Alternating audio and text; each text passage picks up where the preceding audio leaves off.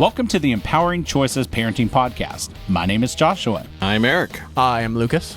Erik and Lucas are licensed professional counselors. We have created an online community with a website and an app full of parenting resources and courses. Most importantly, all of this is centered around a private community where you can share your struggles with us and others. If you are interested in joining, please check out our website at empoweringchoices.community or search for our app in the App Store by searching Empowering Choices. For a small monthly fee, you receive everything I talked about and you help support the show. Plus, every time someone purchases a membership, we gift a membership on your behalf to someone who otherwise could not afford it. All right, now on with today's show. We're going to talk about funny things that kids do. Right. Yeah. Perfect. And yeah. There's a lot of funny things kids do. Well, and we spend a lot of time talking about all the non-funny things kids do, all the tough situations, the hard parenting parts, the how do you be able to get this out of that, and this kid's in this situation, and what do you do in that part? And sometimes I think we just forget part of parenting is enjoying a lot of other situations that are in there that we forget about. You know, there are funny things you get to look back at and go, oh my gosh, I either could almost not help myself from laughing, or none of us could hold it, and we just laughed and laughed and laughed, and that set the pace, you know, for the whole afternoon. You know, those are things I think that are forgotten. Right. And we should definitely focus on. And so this is Lucas. You said that you had a story that you wanted to kick us off with for today, Erik. Oh, I've always got a story that could probably kick us off with, you know, any day. That's just me. But, and I've got a couple of them. Have a couple of nephews that have been a part of my life since the time they were born. And one of my nephews in particular, and I have his permission now as an adult to be able to, you know, share some of these stories. It's always a good thing. Right? Yeah, it kind of helps a little bit. Yeah. I wouldn't do that with my own kids. I'd just be like, oh, okay, let's put this out there, and then when they hear it, then I'll die. But, you know. You had said that he had inadvertently written you a blank check to tell stories about his life, too. Okay, so maybe he doesn't realize how blank of a check that really was and how much that'll get used, so I still may end up dead. But, yes, and so I'm going back to when, you know, he was around probably like 4 years old, and he was getting a little more independent and a little more wanting to kind of do things on his own, you know, the way kids will start to do. They've seen it. You know, they've watched, you know, us do it as parents. They've, you know, been a part of, you know, the entire process in some different ways. And he wanted a grilled cheese sandwich. That was like his favorite sandwich to be able to have. Sounds good. Right. You know, and you think about a traditional grilled cheese sandwich, and you're taking the bread, right, putting the butter on, and you've got the cheese, and you put it on the grill, and you put the cheese there, put the other piece of the bread, and then you're flipping it at the right times, get it all melted. There's a few steps he forgot, but it still made sense to him. So he took the bread, and he put the cheese on. And I believe he put the butter on there too, and then he slid it into the toaster. Because he wasn't exactly knowing how to be able to use the grill and couldn't turn on the oven. So he was being safe. He was following all of the rules. Yep, everything's set up. Everything's there. He knew how to make toast. You know, he just figured, you know, grilled cheese sandwich, you know, it'll heat it, it'll melt it. And it did. And I think his parents were realizing something wasn't quite right when they smelled the smoke. You know, that's a sign. That's how you know it's done. Yeah. And there was silence too. You know, silence. You know, you've heard that whole thing. Heard the piece where, you know, if it's quiet, what are your kids really doing? You know, what are they really getting into? And the smoke kind of helped to enunciate that. Yeah, there's a problem here. You know, and so, you know, that's one of those funny pieces, you know, out of his childhood that he and his parents, you know, have to talk about. And that kind of leads up to another story I have with him, which is my experience with him. And he and I kind of have gone back over the years over this story, because this story typifies like one of the different tools that we have, on our resource podcast. It's the cleanup tool, because I definitely had to employ it. It's around the same time, he's in preschool. His mom asks me, can you pick Dalton up today? I live just a town away, which is like 12 miles, so it's no big deal. And I'm like, oh, yeah, sure, no problem. I can go in there and get him, And she's like, oh, great. They get out at this time, and if you just wait out there, until this time, because it's really slow as to how they trickle out, and he'll be coming out these doors, so you'll probably have a little bit of time. You'll just have to sit there. I'm like, oh, yeah, no problem. I can do this. So I roll into town a little bit early. I stop by Circle K, because it's on the way. I pick up, a Gatorade and, like 2 jerky sticks. And, I'm rolling up to the school there, and I'm, sitting there finishing, my little snack off. And about the time I get maybe most of the way done with those 2 jerky sticks, Dalton pops out the door. And he's just like standing there. I'm like, oh, geez. Okay, that was quick. All right. Okay. So I go over there and I get Dalton and bring him back to the car, and I have my little drink there and my little drink thing, and the jerky, I just kind of have it in my hand. And I don't know why I was feeling like this, but I was just not feeling like stopping by the store again. And so I'm like not telling Dalton that I have this jerky, because How are you hiding it? Is it in your hand? I was palming it. Palming it. Wow. So you must have eaten half of it already. Yeah. Well, yeah, there's only probably about 3 bites left of these 2, And so I'm just palming it, and we're starting to drive, and Dalton's talking about his day, and he's looking around the window. Yeah, you can see where this is going, right?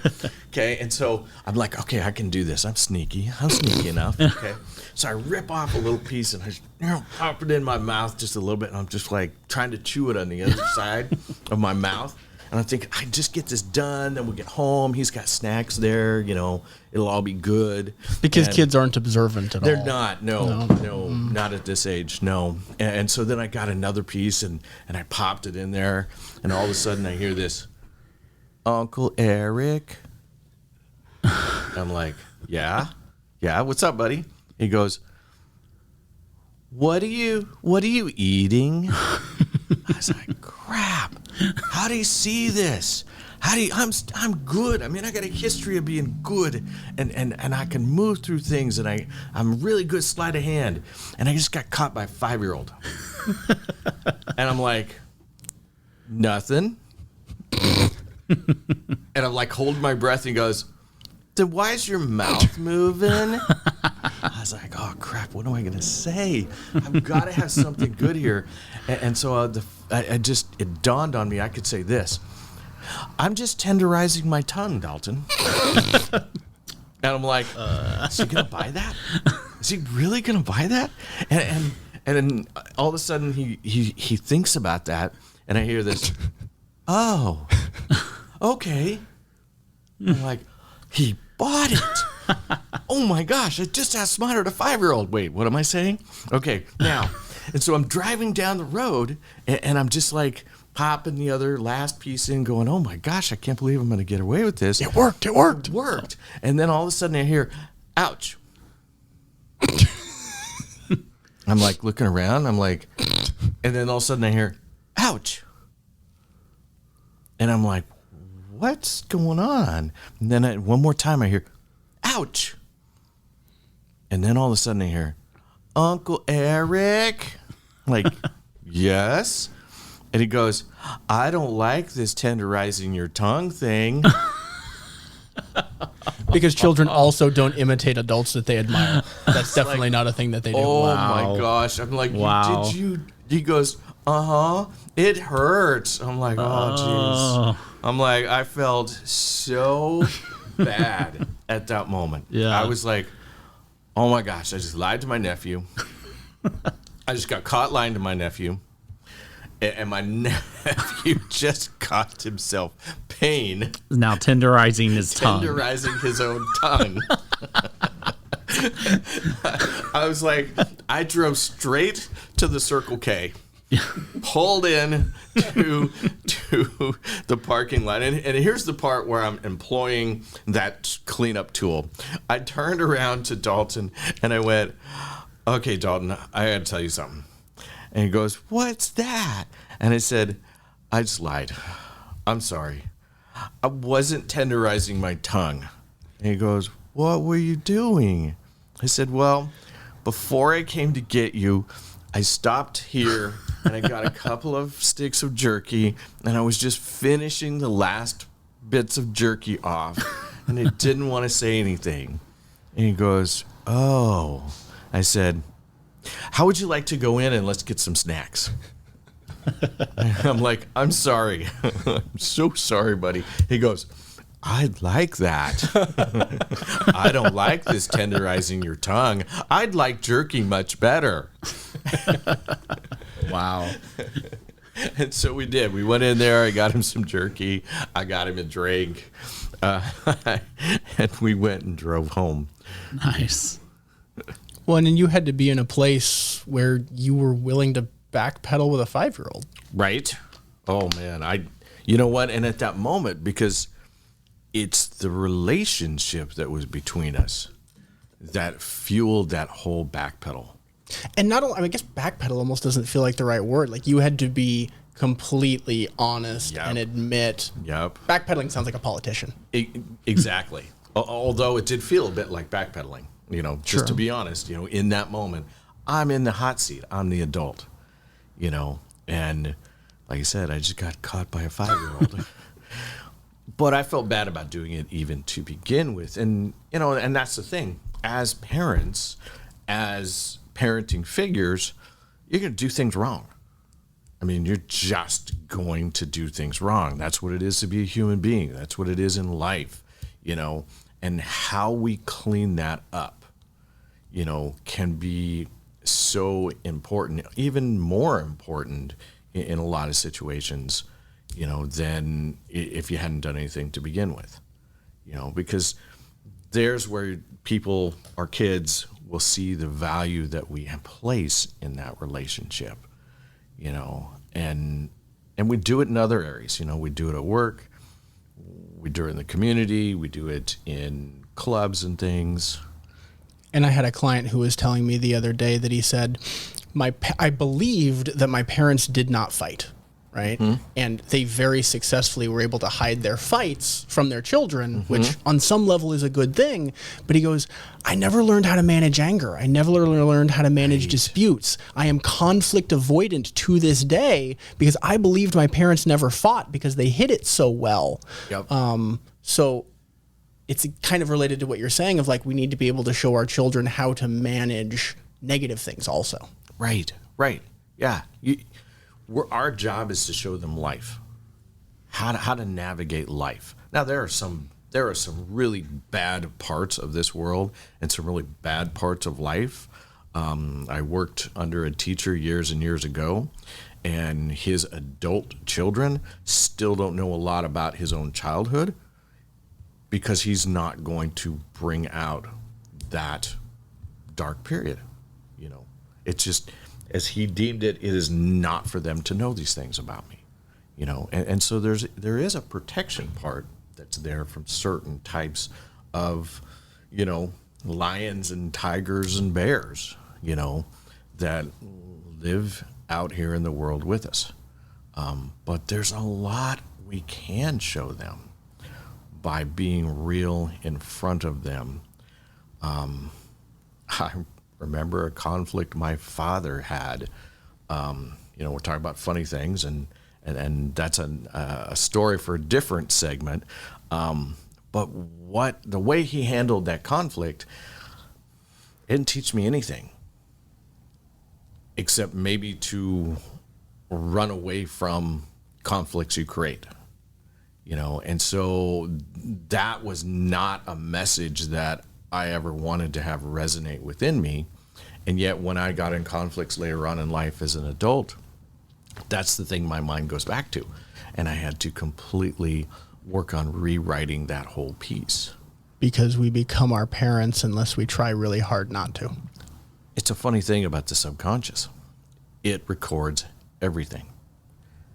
And as you're growing up and as we're parenting our kids, eventually that is the law library they're going to pull from when they are in the situations with their kids. And if they didn't see mom and dad fight and they have a conflict with their spouse, partner, girlfriend, boyfriend, that book that's going to come down for, well, what do you do in a fight with someone that close to you? It's going to be blank. You shouldn't have one. It is the only thing it's going to say. Like my client I was mentioning. Yes. Yeah, yes. run away. Run away. Or there's something wrong with you because you're having one they didn't. So what's that all about? And that's one of those hard places that a lot of parents don't understand. Life is being recorded. It's being recorded all the time by each of our brains, and what do you want that to be for your kid? How do you want them to have that? You've been listening to the Empowering Choices Parenting Podcast. If you have enjoyed this show, we would encourage you to visit our website at empoweringchoices.community. For a small monthly fee, we offer a website full of parenting courses and resources. You also have the ability to connect with parents going through the same struggles you are in a safe and private environment. Every time you purchase a membership to our site, we give away a membership to a parent in financial need. Help yourself become a better parent while helping others gain access to important parenting materials by supporting our podcast. Check us out at empoweringchoices.community or in the App Store by searching Empowering Choices. We'll see you on our next episode.